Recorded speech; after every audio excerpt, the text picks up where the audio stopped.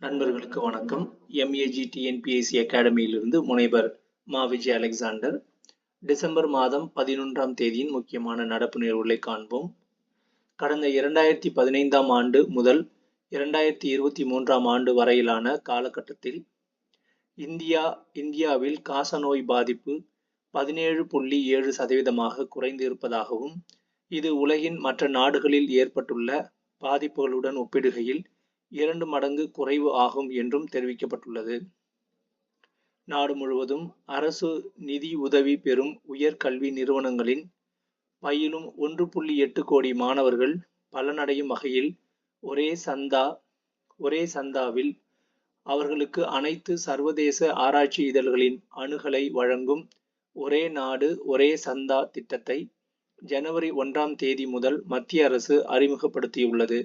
ஒரே நாடு ஒரே சந்தா ONOS திட்டத்தின் முதல் கட்டத்தில் அறிவியல், தொழில்நுட்பம், பொறியியல், மருத்துவம், கணிதம், மேலாண்மை, சமூக அறிவியல் ஆகியவற்றை உள்ளடக்கிய 13,400க்கும் மேற்பட்ட சர்வதேச ஆராய்ச்சி இதழ்கள் மாணவர்களுக்கு கிடைக்கும். மத்திய அரசின் அமைப்பான தகவல் நூலக கூட்டமைப்பு மற்றும் பல்கலைக்கழக மானிய குழுவின் கூட்டு முயற்சியில் ஜனவரி 1ஆம் தேதி தொடங்கப்படும் இப்போதைய முன்னெடுப்பின் மூலம் எல்செவியர், ஸ்பிரிங்கர் நேச்சர், விலே உள்பட 30 பிரபல சர்வதேச பதிப்பகத்தால் வெளியிடப்படும் சிறந்த ஆராய்ச்சி இதழ்களுக்கான அணுகலை நாட்டின் 6,380 உயர்கல்வி மற்றும் ஆராய்ச்சி நிறுவனங்கள் கொண்டிருக்கும். இதில் தேசிய முக்கியத்துவம் வாய்ந்த 172 உயர்கல்வி நிறுவனங்கள், 451 அரசு பல்கலைக்கழகங்கள் மற்றும் 4,864 கல்லூரிகள் அடங்கும். இந்த முன்னெடுப்பு அடுத்த 3 ஆண்டுகளுக்கு ரூபாய் 6,000 கோடி செலவில் மத்திய அரசின் திட்டமாக செயல்படுத்த உள்ளது என்பது குறிப்பிடத்தக்கது. I4C எனப்படும் இணையதளத்தில் சைபர் விஷமிகள் குறித்த தகவல்களை பொதுமக்கள் பார்வையிட்டு அவர்களால் தாங்கள் பாதிக்கப்பட்டிருப்பதாக உணர்ந்தால் அவர்கள் குறித்த புகார்களை அதே தளத்தில் பதிவு செய்யலாம் என்று மத்திய உள்துறை அமைச்சகம் தெரிவித்துள்ளது. I4C என்று அழைக்கப்படும் இந்திய சைபர் கிரைம் ஒருங்கிணைப்பு மையத்தின் சார்பில் சைபர் குற்றவாளிகள் மற்றும் சந்தேக நபர்களின் களஞ்சியம் https://cybercrime.government.in என்ற இணையதள பக்கத்தில் உருவாக்கப்பட்டுள்ளது.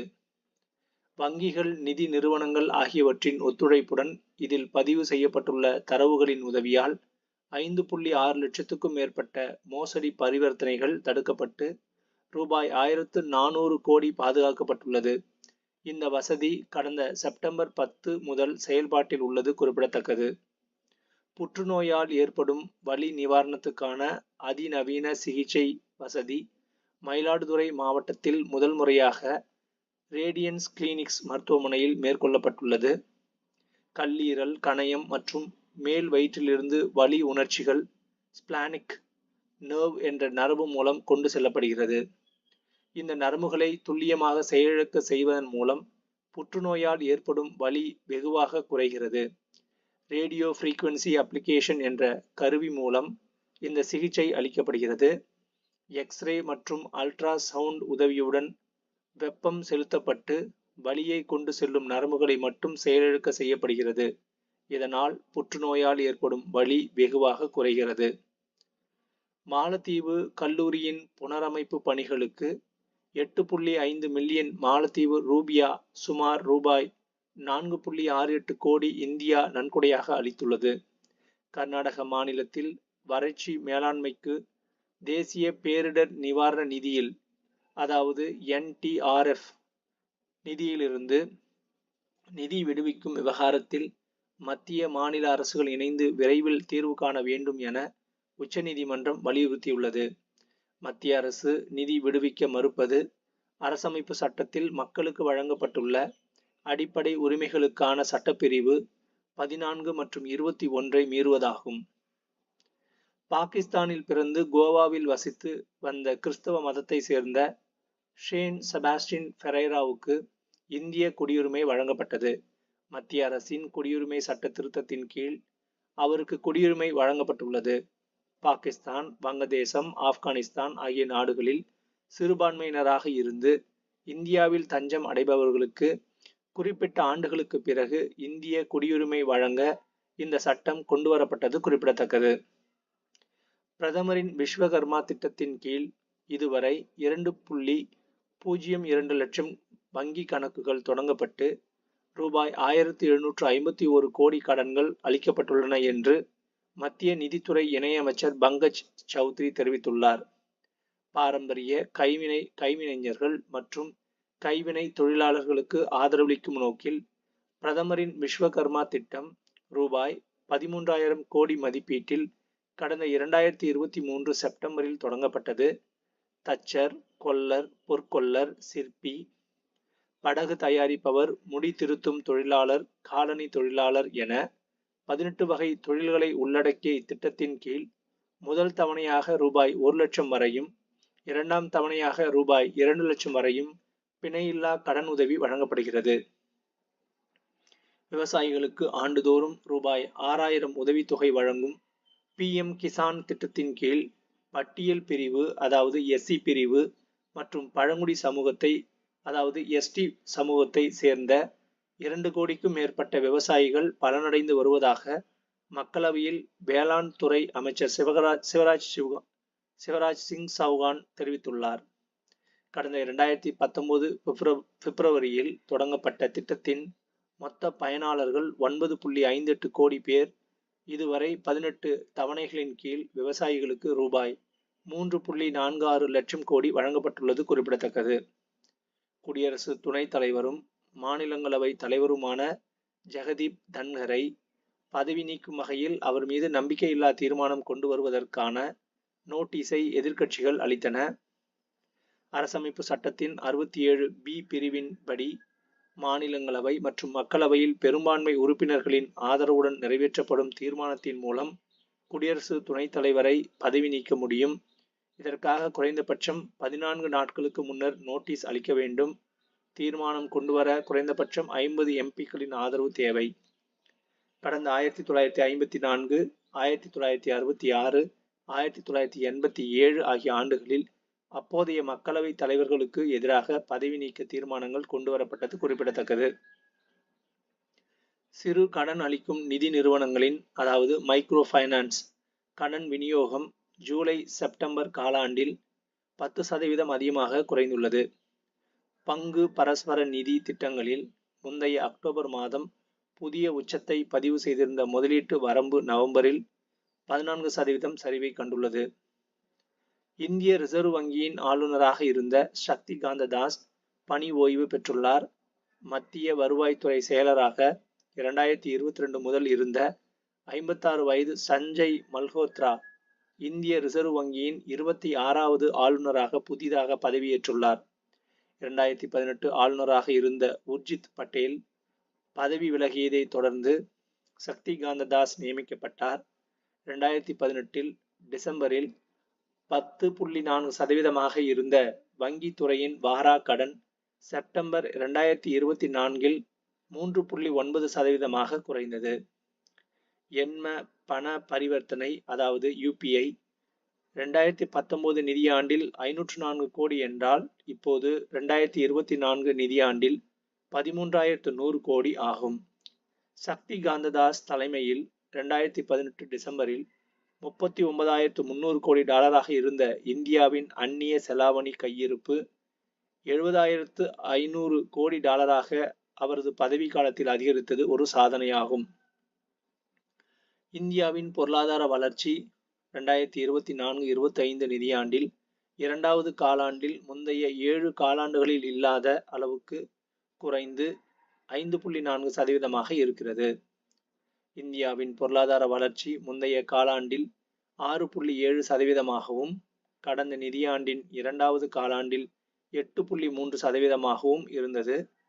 2024-25 நிதியாண்டின் இரண்டாவது காலாண்டில் GDPயில் வளர்ச்சி 7%ஆக கணித்திருந்த ரிசர்வ் வங்கியின் அரையாண்டு அறிக்கை எச்சரிக்கை மணியை எழுப்பியிருக்கிறது. இதற்கு உற்பத்தி குறையும் கனிம சுரங்கத்துறை மந்தமாகி இருப்பதும், அரசின் செலவினங்கள் தேக்கமடைந்திருப்பதும், தனியார் நுகர்வு பலவீனமடைந்திருப்பதும் காரணங்களாகும். 7.2% வளர்ச்சி கண்ட கனிம சுரங்கத்துறை 2வது காலாண்டில் 0.1% குறைந்ததற்கு தொடர் பருவமழை காரணமாக கூட இருக்கலாம் என்று தெரிவிக்கப்பட்டுள்ளது. தமிழகத்தை சேர்ந்த ராஜாஜி வழக்குரைஞரும் சுதந்திர போராட்ட வீரரும் இந்தியாவை சேர்ந்த கவர்னர் ஜெனரலும் ஆவார். தமிழ் தாத்தா என போற்றப்படும் உ.வே. சாமிநாத ஐயர் பிறந்த தினம் தமிழ் இலக்கிய மறுமலர்ச்சி நாளாக கொண்டாடப்படும் என்று சட்டப்பேரவையில் முதல்வர் மு.க. ஸ்டாலின் அறிவித்துள்ளார்.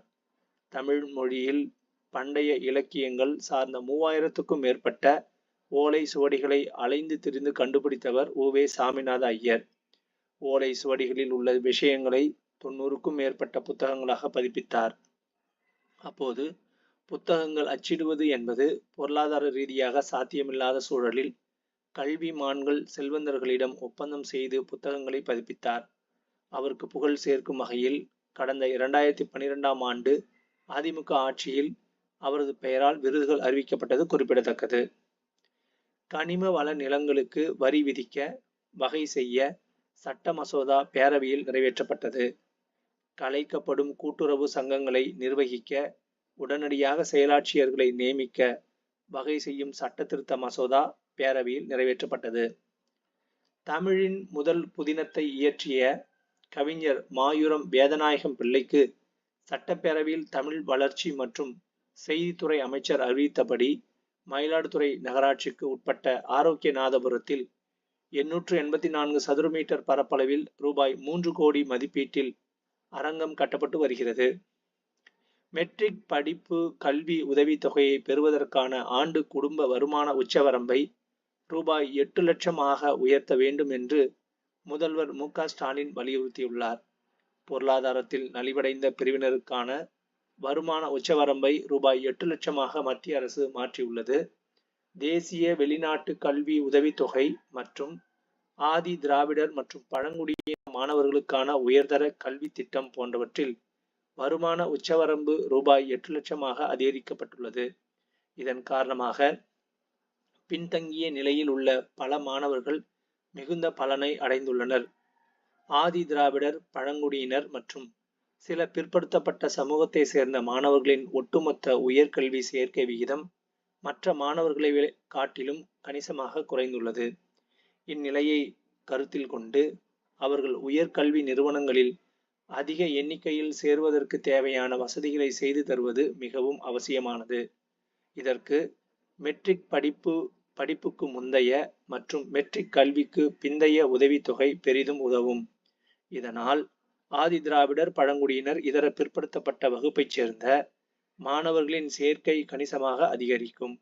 எனவே பொருளாதாரத்தில் பின்தங்கிய பிரிவினருக்கான ஆண்டு வருமான உச்சவரம்பு ரூபாய் 2.5 லட்சத்திலிருந்து ரூபாய் 8 லட்சமாக உயர்த்தப்பட்டது போன்று மெட்ரிக் படிப்புக்கு முந்தைய மற்றும் மெட்ரிக் படிப்புக்கு பிந்தைய உதவித்தொகை திட்டத்திலும் ஆண்டு குடும்ப வருமான உச்சவரம்பை ரூபாய் 2.5 லட்சத்திலிருந்து ரூபாய் 8 லட்சமாக உடனடியாக உயர்த்த வேண்டும் என முதல்வர் மு.க. ஸ்டாலின் தெரிவித்துள்ளார். மகாகவி பாரதியார் பிறந்த தினம் டிசம்பர் 11. சின்ன திரைக்கு தணிக்கை வாரியம் அமைக்க கோரிய வழக்கில் மத்திய தகவல் தொழில்நுட்ப ஒழுங்குமுறை ஆணையம் தமிழக அரசு கேபிள் டிவி நிறுவன இயக்குனர் பதிலளிக்க சென்னை உயர்நீதிமன்ற மதுரை அமர்வு உத்தரவிட்டுள்ளது. நன்றி.